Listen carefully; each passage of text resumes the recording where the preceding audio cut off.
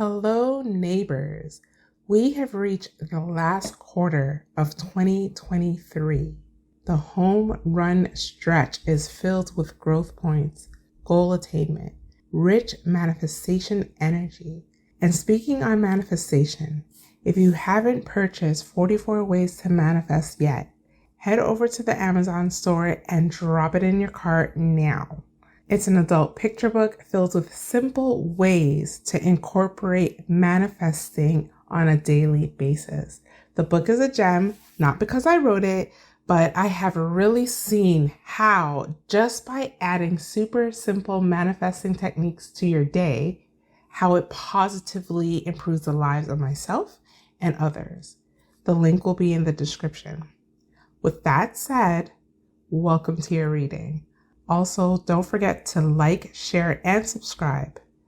All right, let's get into the reading and see what the last quarter of 2023 has in store for you and how you can use the influence to manifest your goals and aspirations. We open October with Virgo on their money-making grind. Now, this focus and effort can be really fruitful for you with just a change of perspective in how you view the value of what you are offering, the compensation from this value, and how you can think outside the box to reach the masses and alert them to the value they can incorporate in their life by subscribing to what you offer. This is where your changes in finances lies. It's in the change of your perspective.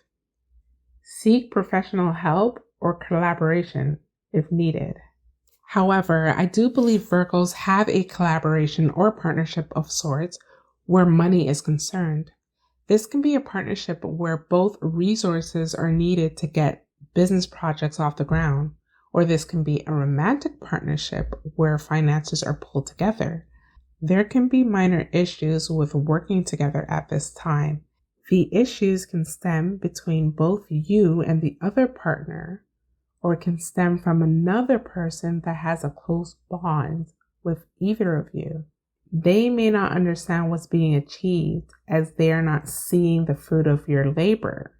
The uncertainty can create a damper in partnership, and if left unattended, can trigger a bigger issue. On October 8th, Mars in Libra squares Pluto in Capricorn, which is retrograde. And following the theme of the first week of October, the actions you take with regards to how you earn and spend money can cause direct events that can change the quality of the relationship of someone you love. There can be a situation where you are spending money on someone you love and it's not being appreciated, or they are being manipulative and or controlling with you. Once discovered, negative events can arise. Not only that, they may have a good understanding that you are putting your resources into them because you have a need to validate your value through them. And when they get what they want, the energy can shift and a great obsession can be birthed to get them back. However, a more positive manifestation of this energy is that instead of getting your lick back, the negativity that can arise from the situation can trigger your ambitions and drive that you can carry on, get things done, and achieve regardless of the adversity that is being thrown at you.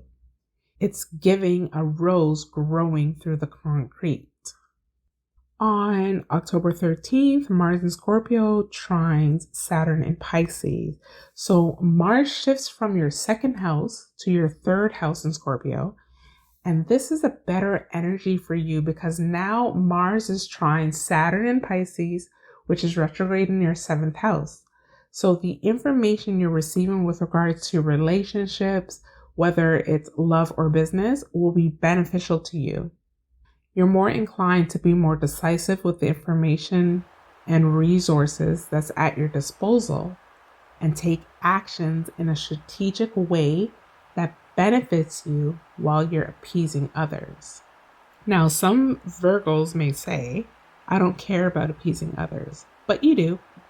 And in this situation, it's beneficial to you because when you act in a way that is in your benefit and the benefit of others, they will continue to give you what you need to flourish.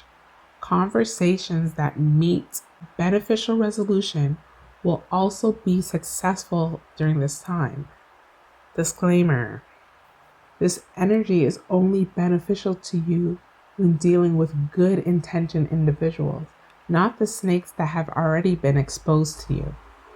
On October 14th, we experience a solar eclipse in Libra happening for you in the second house. This is where you can find that you are exposed to new people, new ideas, new concepts that flavors your outlook on money and value and how to get to the bag. The relationships that come into you around this time is super beneficial, so nurture them. It's also a relationship that will be positive and transactional, where resources are shared between the parties that can enrich lives. Now, 2 weeks later, we experience a lunar eclipse in Taurus happening for you in your 9th house. And this will bring an ending to old perceptions that you've held steadfast to for a long time. Biases that no longer serve you and your pathway will also be extinguished. New friend circles are formed in which now you can feel an attachment to, which may threaten established circles. On the same day, we have Mars in Scorpio oppose Jupiter in Taurus. So here we have an out of balance experience between what you've learned in your earlier years to what you know now and what you're still learning. There's an urge to self-improve, but that comes with shedding a piece of yourself that you've outgrown. You still want to navigate in spaces familiar to you, but there's going to be a newness to the way you navigate in old spaces, and this may stimulate feelings in people or events that forces you to balance the old with the new.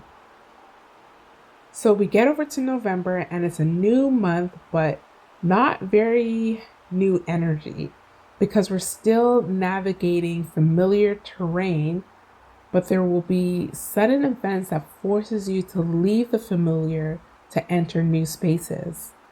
You will be forced to widen your perspective and improve. You know what you know, but now is the time to learn more things to add in your knowledge repertoire, and your circle will need to grow in order for you to grow. This may cause tension, and people may treat you away because they, not you, may think you are acting better than. Anyways, we get to mid-November and you're getting really good energy. For those that have contracts to sign or legal cases ending, it's a good time to enter into agreements or settlements. The actions you take towards finding commonality through communication with your relationships, romantic or business, will be successful. Moving forward to November 21st, we have Mars in Scorpio in your 3rd house, sextile Pluto in Capricorn in your 5th house. Now here you have the ability to create opportunities by the effortless ways your mind aligns with your expression. This is manifesting energy. What you think you can create. Blockages will be destroyed to give way to your creation. Your thoughts and actions align to give way to your passions. There is a determination in your actions, and if used, can see you getting what it is that you want, and nothing can get in your way. So during the last week of November, Mars shifts into Sagittarius in your 4th house, and it's making a challenging aspect to Saturn in Pisces in your 7th house. There is tension between you and a partnership. This can be a committed relationship, someone you live with, someone you have a legal entanglement with, a lawsuit, but it definitely involves a collaboration and issues from these collaborations are creating delays and obstacles in your efforts, especially when it comes to the abundance that you're trying to create in the home front. Blockages when it comes to the foundations you are trying to build. Blockages when it comes to your security.